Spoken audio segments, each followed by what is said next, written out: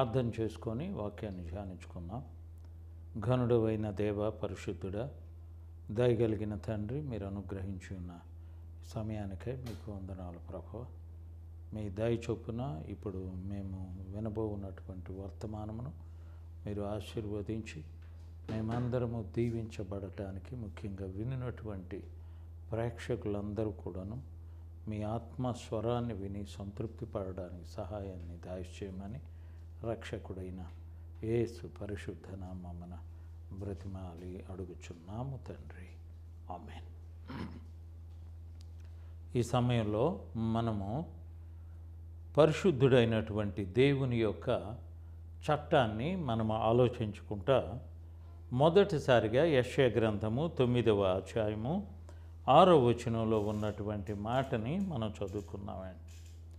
ఏలయనగా మనకు శిశువు పుట్టెను, మనకు కుమారుడు అనుగ్రహించబడెను, భుజము మీద రాజ్యభారం ఉండును, ఆశ్చర్యకరుడు, ఆలోచనకర్త, బలవంతుడైన దేవుడు, నిత్యుడగు తండ్రి, సమాధానకర్తయగు అధిపతి అని అతనికి పేరు పెట్టబడును.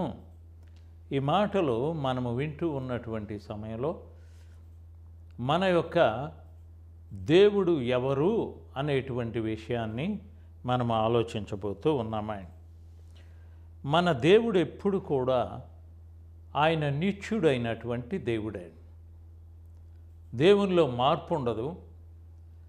దేవునిలో ఏమాత్రము కూడా శక్తి సామర్థ్యాల్లో తేడా ఉండదు. ఆయన ఆత్మస్వరూపి అనేటువంటి విషయము మనము అందరము కూడా వింటూ ఉంటామండి.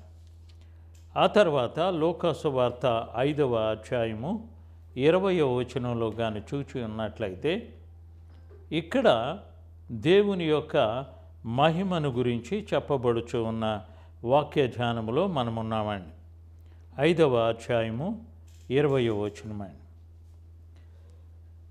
ఆయన వారి విశ్వాసమును చూచి, మనుష్యుడా, నీ పాపములు క్షమించబడి ఉన్నవని వానితో చెప్పగా, శాస్త్రులు పరిసయ్యులు దేవదూషణ చేయుచున్న ఇతనెవడు, దేవుడొక్కడే తప్ప మరి ఎవనికి నీ పాపములు క్షమించగలడని ఆలోచించుకొనసాగిరి. యేసు వారి ఆలోచన ఎరిగి, మీరు మీ హృదయములలో ఏమి ఆలోచించుచూ ఉన్నారు? నీ పాపములు క్షమించబడి ఉన్నవని చెప్పుట సులభమా? నీవు లేచి నడుమని చెప్పుట సులభమా? అయితే పాపములు క్షమించుటకు భూమి మీద మనుష్య కుమారునికి అధికారము కలదని మీరు తెలుసుకొనవలెను. ఇక్కడ యేసు ప్రభు వారి వలన జరిగినటువంటి ఒక గొప్ప కార్యక్రమాన్ని మనం ఇక్కడ చూస్తూ ఉన్నామండి. ఆయన పాపములు క్షమించబడి ఉన్నవి అని చెప్పుచు ఇంకొక మాట కూడా ఆయన ఉపయోగించి ఉన్నాడు. భూమి మీద ఎవ్వరికీ కూడా పాపములు క్షమించినటువంటి అధికారము లేదు అని స్పష్టంగా చెప్పుచూ ఉన్నారండి. అయితే అక్కడికి తీసుకొచ్చినటువంటి అతను పరిస్థితి ఏంటి అని ఆలోచించినప్పుడు పక్షవాయువు జబ్బుతో బాధపడినటువంటి అతన్ని ప్రభు దగ్గరికి తీసుకొచ్చి ఉన్నారు. ఆ సమయంలో యేసు ప్రభువారు నీ పాపములు క్షమించబడి ఉన్నవి అని మాత్రమే చెప్పాడండి. మనుష్య కుమారుడికి అనగా దేవుడై ఉన్నటువంటి పరలోకంలో ఉన్నటువంటి తండ్రి, తర్వాత కుమారుడై ఉన్నటువంటి దేవుడు, పరిశుద్ధాత్ముడైనటువంటి దేవుడు, ముగ్గురు దేవుళ్ళు అని మనం అనుకుంటాం, కానీ ముగ్గురు కాదండి. దేవుడు ఒక్కడే. ఆయన తండ్రి అయినటువంటి దేవుడు ఆయన కుమారుడైనటువంటి ప్రభువుని మానవుని యొక్క పాపములు క్షమించేటువంటి అధికారాన్ని ఇచ్చి ఆయన భూమి మీద జన్మింపచేసి ఉన్నాడు. ఈ సమయంలో మనం ఆలోచించి ఉన్నట్లయితే యేసు ప్రభువారి దగ్గరకు తీసుకొని రాబడి ఉన్నటువంటి మనుష్యుడు ఎలాంటి స్థితిలో ఉన్నాడు అనని మనం ఆలోచించి ఉన్నట్లయితే ఆయన బోధించేటువంటి సమయంలో మనకు చెప్పబడి ఉన్నటువంటి మాటలను మనము జ్ఞాపకం చేసుకుందామండి. ఆయన 23వ వచనము 24వ వచనముల్లో నీ పాపములు క్షమించబడి ఉన్నవనుట అని చెప్పుట సులభమా? నీవు లేచి నడుమని చెప్పుట సులభమా? అయితే పాపములు క్షమించుటకు భూమి మీద మనిషి కుమారునికి అధికారము కలదని మీరు తెలుసుకొనవలెను అని వారితో చెప్పి, పక్షివాయువు కలవానిని చూచి నీవు లేచి నీ పరుపెత్తుకొని నీ ఇంటికి వెళ్ళుమని నీతో చెప్పుచూ ఉన్నాను అనెను. వారు వాని ఎదుట లేచి తాను పండుకొని ఉన్న మంచమును ఎత్తుకొని దేవుని మహిమపరచుచు తన ఇంటికి వెళ్ళెను. అందరూ విస్మయముంది నేడు గొప్ప వింతలను చూచితిమి అని దేవుణ్ణి మహిమపరచుచు భయముతో నిండుకొనిరి. ఆ తర్వాత మనం ఇక్కడ చూచి ఉన్నటువంటి ఇతని యొక్క పరిస్థితి ఏంటి అని మనం ఆలోచించి ఉన్నట్లయితే, ఇతను అనారోగ్యముతో బాధపడేటువంటి ఒక వ్యాధిగ్రస్తుణ్ణి ప్రభు దగ్గరికి తీసుకొచ్చారు.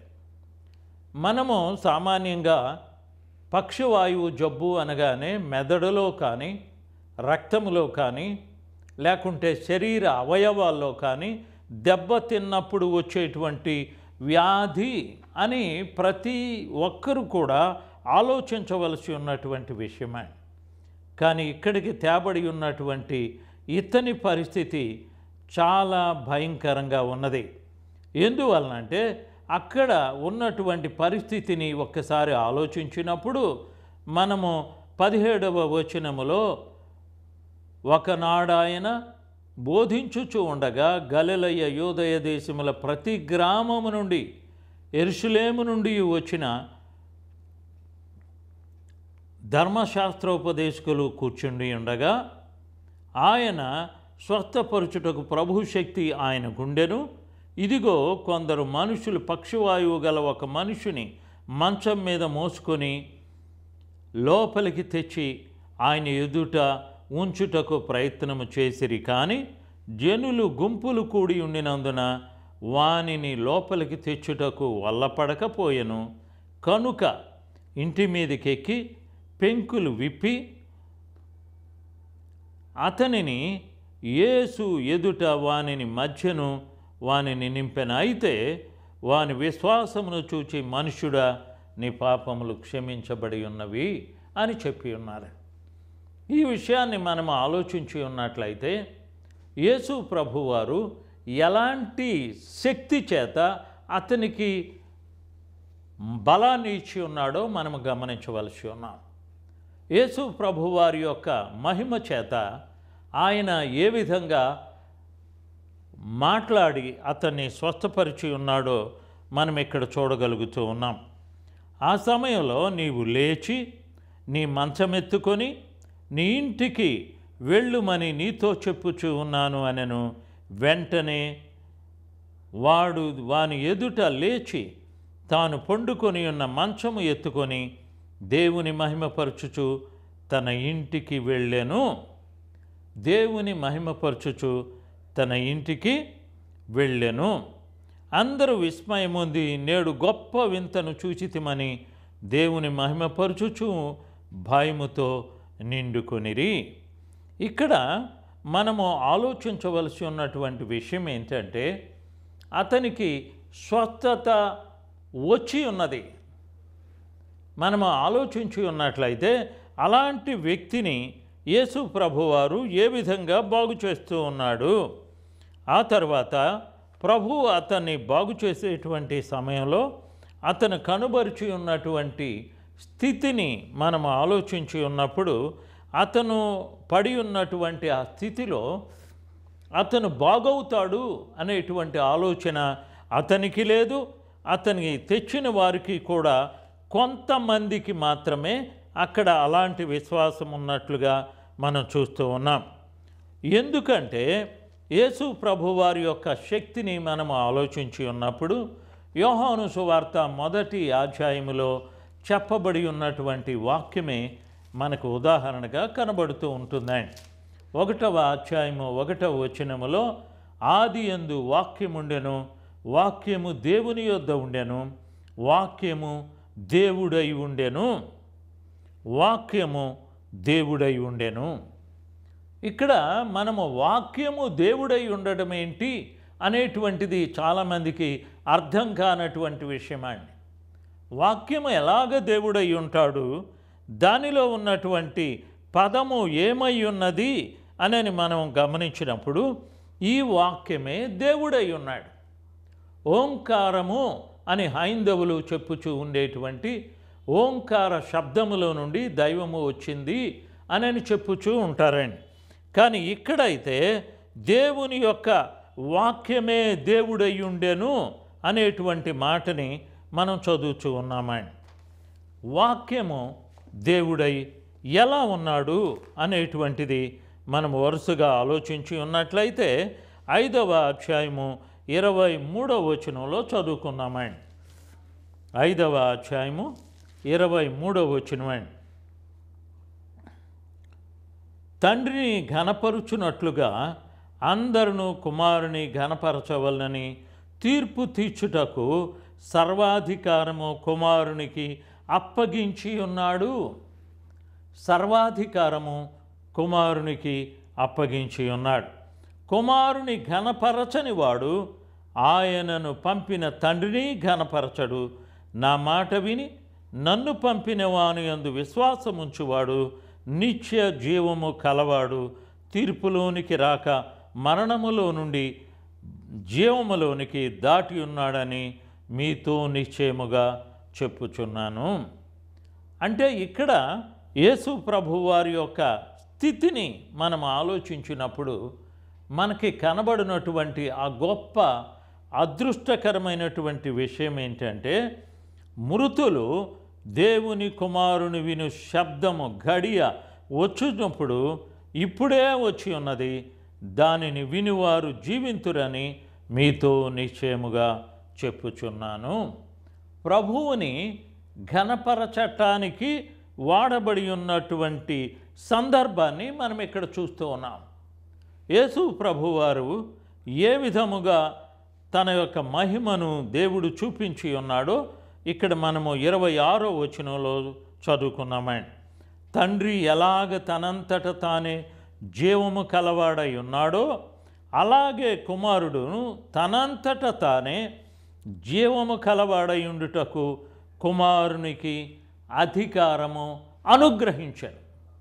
కుమారునికి అధికారము అనుగ్రహించను. మరియు ఆయన మనుష్య కుమారుడు కనుక తీర్పు తీర్చుటకు తండ్రి అధికారము అనుగ్రహించను. అనగా యేసు ప్రభు వారికి దేవుడిచ్చినటువంటి అధికారం ఏంటయ్యా అంటే, ఒక కాలము వచ్చుచూ ఉన్నది, ఆ కాలమున సమాధులలో ఉన్న వారందరూ ఆయన శబ్దము విని మేలు చేసిన వారు జీవ పునరుద్ధానమునకును, కీడు చేసిన వారు తీర్పు పునరుద్ధానమునకును బయటికి వచ్చెదరు. మేలు చేసిన వారు, కీడు చేసిన వారు, మేలు చేసి ఉన్నటువంటి వారు పొందేటువంటి పునరుద్ధానమే జీవ పునరుద్ధానము అని గమనించవలసి ఉన్నాం. జీవ పునరుద్ధానము అని ఆలోచించి ఉన్నటువంటి సమయంలో యేసు ప్రభు వారిని నమ్మి ఉన్నటువంటి బిడ్డలకు ప్రభు ఇచ్చేటువంటి ఆధిక్యత అదే అయ్యున్నది. కాబట్టి మనము ఒక కాలాన్ని లెక్క వేస్తూ ఉన్నాం. ఆ కాలమున సమాధులలో ఉన్న వారందరూ ఆయన శబ్దమును విని బయటికి మేలు చేసిన వారు జీవ పునరుద్ధానానికి, కీడు చేసినటువంటి వారు తీర్పు పునరుద్ధానానికి బయటికి వస్తారని చెప్పబడుచు ఉన్నదండి. అయితే ఏ పునరుద్ధానములో మానవుడు దేవునికి దగ్గరగా జీవించగలడు? దేవునికి సన్నిహితముగా ఉన్నటువంటి మనుషుణ్ణి, మానవుడిని దేవుడు కనికరిస్తాడు. ఇక్కడ యేసు ప్రభువారు చేసేటువంటి గొప్ప పునరుద్ధాన దినాన్ని మనుషులు నమ్మేటువంటి రీతిగా ఇక్కడ వాక్యంలో చెప్పబడుచు ఉన్నదండి. అందుకనే మరొక చోట ప్రభువు 14వ అధ్యాయము 9వ వచనంలో కూడా ఈ మాటలే చెప్పుచూ ఉన్నాడని. 14వ అధ్యాయము 9వ వచనమండి. ఫిలిప్పు, నేను ఇంతకాలము మీ యొద్ద ఉండినను నీవు నన్ను ఎరుగవా? నన్ను చూచినవాడు తండ్రిని చూచి ఉన్నాడు కనుక తండ్రి మాట కనబరుచుట ఎలా చెప్పుము అనెను. తండ్రి యందు నేనును నా యందు తండ్రి ఉన్నామని నీవు నమ్మలేదా? నేను మీతో చెప్పు మాటలు నా అంతట నేనే చెప్పలేదు. యేసు ప్రభువారు అనగానే ఆయనంతటా ఆయన చెప్పేటువంటి మాటలు కాదండి, ఆయనలో దేవుడుండి పలికించి ఉన్నటువంటి మాటలు. పునరుద్ధానము అని అనగానే లేపేటువంటి శక్తి ఎవరికున్నది అని ఆలోచించి ఉన్నప్పుడు మనము దేవునికొక్కడికే ఉన్నదండి.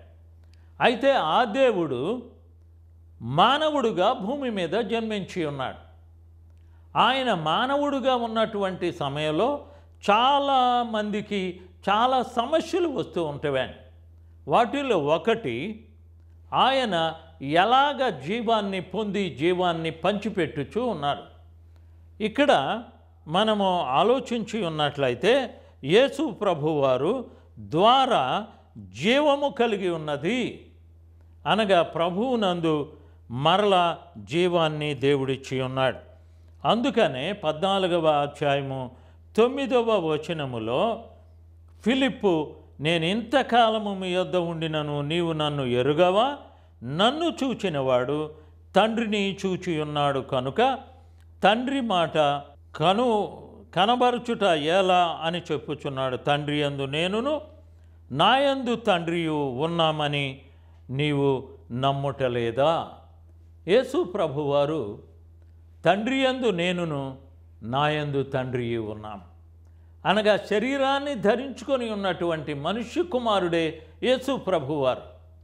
ఆయన సెలవిచ్చేటువంటి మాటలలో ఉన్న అర్థం ఏంటంటే ప్రభువు భూమి మీద తన మహిమను చూపించుకుంటూ ఉన్నారని.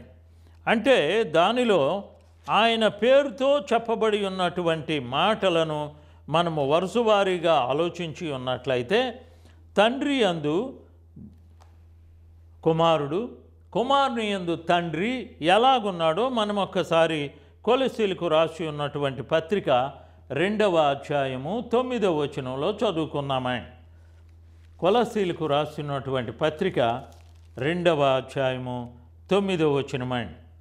ఎలా అనగా దేవత్వము యొక్క సర్వ పరిపూర్ణత శరీరముగా క్రీస్తునందు నివసించుచూ ఉన్నది, మరియు ఆయన యందు మీరును సంపూర్ణులై ఉన్నారు.